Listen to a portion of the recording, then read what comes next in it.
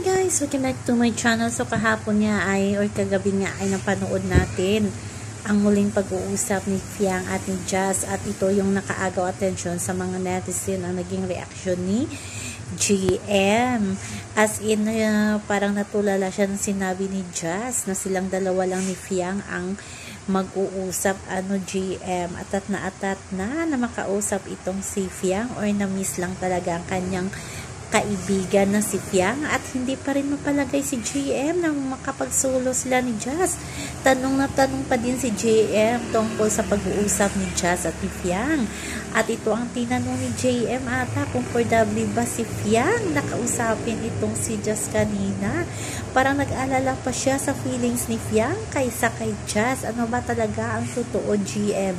Sino nga ba? Si best friend ba, or yung crush mo, or yung hinahangaan mong si Jazz? Lahat naman nalilito. So tingnan na lang natin sa muling pagsasama ng mga housemates. So bye-bye. Also remember, wag po tayong magpaka-stress.